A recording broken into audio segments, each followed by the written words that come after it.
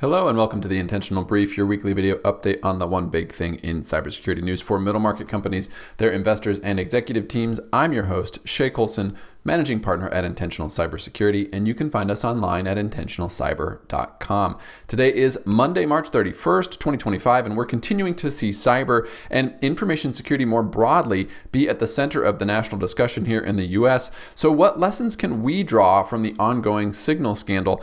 I would say quite a few, it turns out. So by now, the news around the fact that cabinet officials here in the US used encrypted messaging app Signal to coordinate a missile strike on Houthi rebels in Yemen almost feels like old news, which saves me from the task of having to weigh in on the political implications.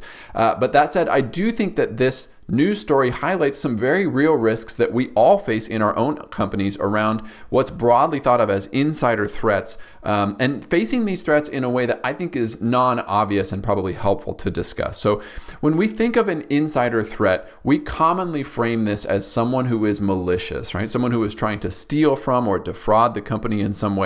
And to be clear, that does happen. We saw news last week about a startup company, Flexport, accusing 2 former employees of stealing source code to start a competitor. But generally, I would say the threat in the insider threat component is not malicious, but rather complicit. It's the complicit insider or simply unintended risk exposure. And if we view this from the most magnanimous lens, that unintended piece actually rings pretty true. That's what we're seeing, in fact, in this fallout from the Signal story, being more akin to that latter category. Again, if you can really find it in your heart to be magnanimous, I can see a framing where these folks were just trying to get things done and they used the tool that they had at their disposal to accomplish the goal.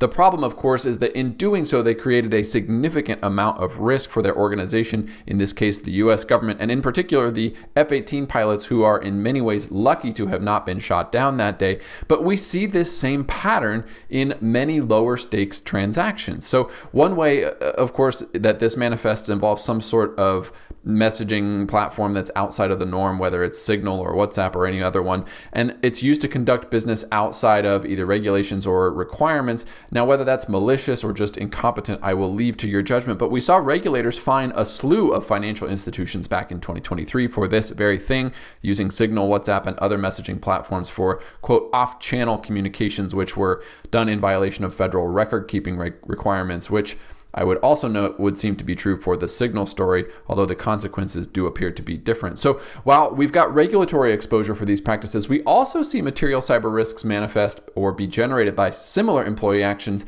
with tools like file sharing. And I'm sure that you've seen this happen in your organization where there's a file that needs to go to someone outside, whether it's an auditor, a regulator, a partner, a customer, but it's too large for email, so it ends up in someone's personal Dropbox to just get it done so that they can get that to the outside party and move on with their day. We can all see lots of reasons why this is risky, but we also can understand how it happens. Now, the problem, of course, is that it's very difficult for us on the security side to know what's been sent where from a data inventory perspective, and then to manage that risk appropriately with things like ensuring that those file systems have multi-factor authentication on them, that we're time boxing the length of storage for the file to an appropriate or reasonable amount of time, like a day, a week, etc.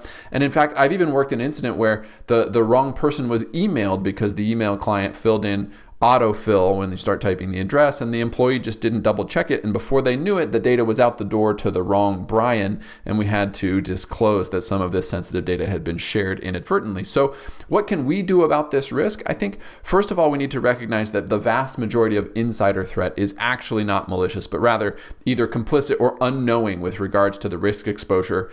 And cultures where the security team views everyone as a malicious insider can get very toxic very quickly. So I want to be mindful of that as a first step. That said, I do think we need to put some guardrails in place to prevent folks from crossing these bright lines when they shouldn't. This looks like, for first of all, a good set of policies, laying out the expectations for employees paired with training to ensure that they know where these bright lines are. It also looks like things like least privilege access controls to limit what any one employee can access and ensure that the business need for that access is there. Third, I think from a technical perspective, we would do well to adopt this notion of paved paths, a framing that I'm cribbing here from Netflix, Netflix that essentially frames the idea around you should make the easy path or the default path also the secure path for employees, so that they, when they walk down that default path, are doing so with some modicum of security that your team has provisioned. Now, this might mean providing some messaging capabilities or file sharing capabilities or any of these other potential items where we've got data loss, data leakage, exposure opportunities, which can be hard for some more traditional IT departments. I do understand that. I also see this often come up with the idea of starting a bring your own device or BYOD program so that you can ensure corporate data is removed from those personal devices when employees leave. But it does come with a slew of other implications. The truth of the matter, though, is that if you don't provide these paved paths, employees will still seek them out and you will own the risk regardless. So this is your opportunity to manage that risk down in a way that aligns with your own strategies and risk tolerance levels, rather than letting each employee each time do what they think makes the most sense in that context. People remain one of the hardest parts of an organization to secure, and I think we've just gotten another stark, very public reminder of that, and it is not going to go away or change anytime soon. From a fundraising perspective, a very big week with almost $35 billion in newly committed capital, the majority of that, 21.5 billion euros, coming from EQT, who raised their 6th infrastructure fund. Congratulations to that team over there. We also saw Oakley Capital of London raising 4.5 billion euros for their 6th flagship PE fund. So the European market continues to be quite active.